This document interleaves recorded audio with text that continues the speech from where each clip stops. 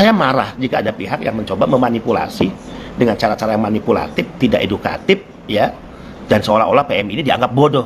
Itu yang saya marah. Siapapun pejabat, siapapun Anda yang menganggap PMI itu rendah dalam cara berpikir, yang menganggap PMI itu bodoh, pasti saya marah. Ya, Anda boleh merasa Anda punya jenjang pendidikan yang tinggi, Anda boleh merasa Anda punya gelar akademik yang panjang, Anda boleh merasa Anda punya jabatan yang tinggi, boleh. Tapi dalam kemuliaan berpikir, kemuliaan bertindak belum tentu kita dibandingkan dengan PMI. Mereka orang-orang hebat kok. Ya, dan kita selalu katakan belum tentu sehebat mereka. Termasuk saya. Di mana hebatnya? Coba Anda bayangkan, Anda pikirkan. Ya. Untuk berjuang atas nama masa depan keluarganya, anak, istri yang ditinggalkannya atau suami. Dia berani loh meninggalkan orang-orang tercinta. Dia berani meninggalkan kampung halaman. Dia berani meninggalkan tanah airnya. Bekerja, bertaruh hidup di luar negara kita. Ya. Dan karena itu akhirnya apa? Ya. Mereka, sekali lagi, karena itu mereka juga menyisihkan dari hasil gajinya. Menyisihkan dari hasil gajinya loh. Untuk negara ini 159,6 triliun.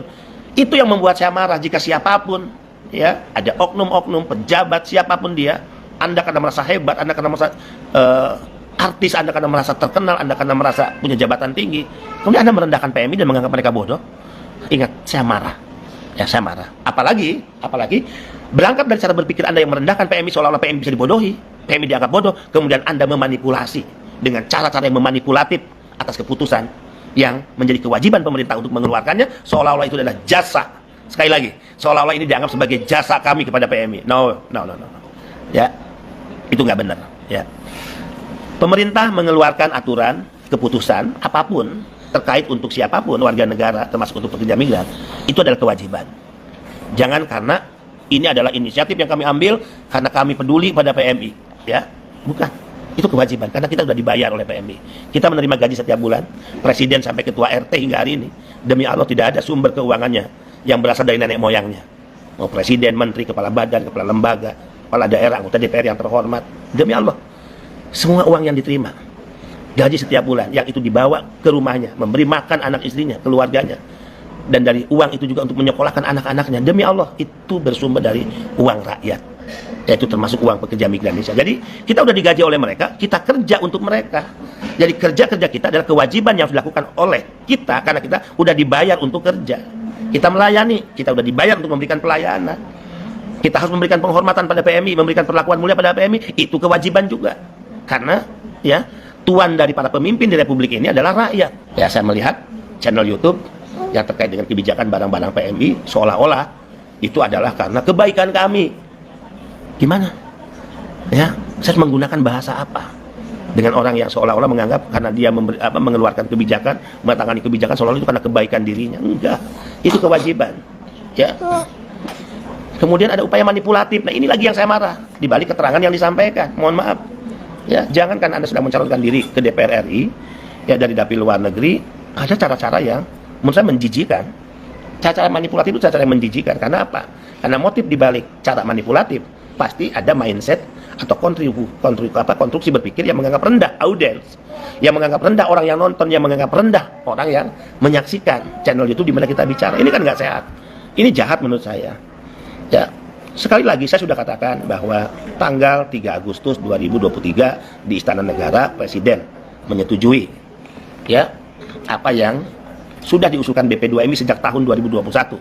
Kita berani mengatakan itu karena jejak digitalnya ada. Foto pertemuan saya dengan Kementerian Bea Cukai ada, dengan Pak Dirjen Bea Cukai.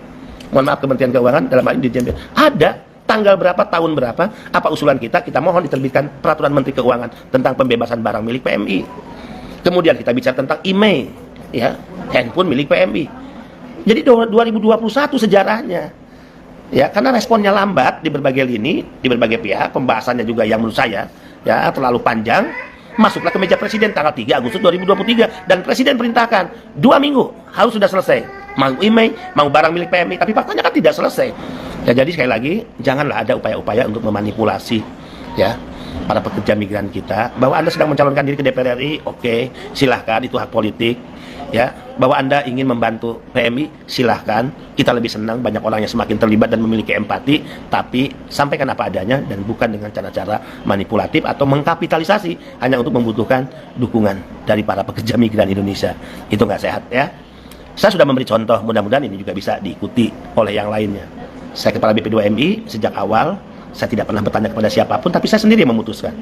Saya dan keluarga, saya tidak mencalonkan diri ke DPR RI dari dapil luar negeri. Karena apa? Saya sudah hitung matang bahwa jika saya mencalonkan diri dari dapil luar negeri, dikhawatirkan akan terjadi konflik of interest antara tugas-tugas negara yang saya emban dan tugas-tugas kerja-kerja politik saya untuk mencalonkan diri. Yang dikhawatirkan, saya terlena bobokan, bisa terjadi penyalahgunaan kekuasaan, abuse of power. Itu hal yang saya nggak suka. Ya, sekali lagi, mereka yang mau membantu PMI, tentu kita berterima kasih.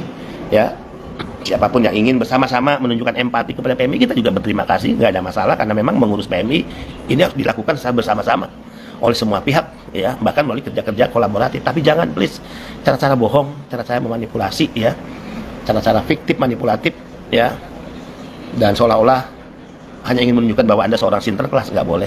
Itu kewajiban Anda. Kita udah digaji oleh rakyat kok untuk itu, ya. Teman dan sahabat, kawan kerabat, mudah-mudahan live ini silahkan disebarkan ke banyak pihak, ya, agar semua pihak juga tentu mendapatkan penjelasan yang utuh, ya, apa yang ingin saya jelaskan dan apa yang melatar belakangi sehingga saya bereaksi keras seperti ini, ya. Mudah-mudahan apa yang menjadi mimpi kita bersama, PMI menjadi PMI yang merdeka. Merdeka itu artinya apa? Ya, merdeka artinya tidak lagi mengalami pendidasan, tidak lagi mengalami eksploitasi dalam bentuk apapun dan dari siapapun.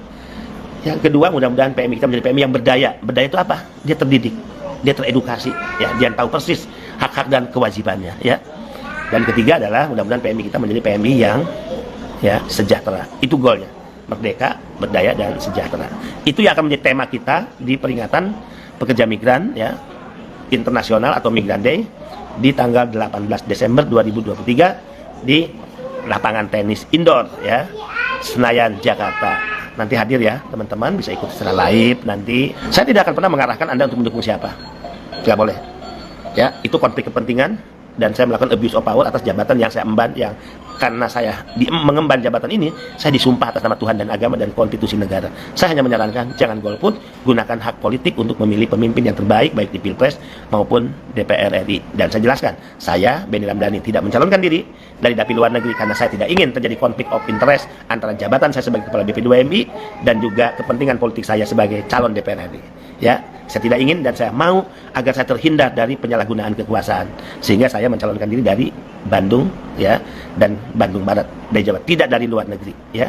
Ini contoh yang ingin saya berikan dan ajarkan kepada siapapun, bahwa Anda boleh berjuang untuk kepentingan politik, tapi di atas politik ada moral etik. Moral etik harus menjadi value dan menjadi modal dasar perjuangan politik, sikap politik, dan keputusan politik yang akan diambil oleh siapapun yang disebut para politisi.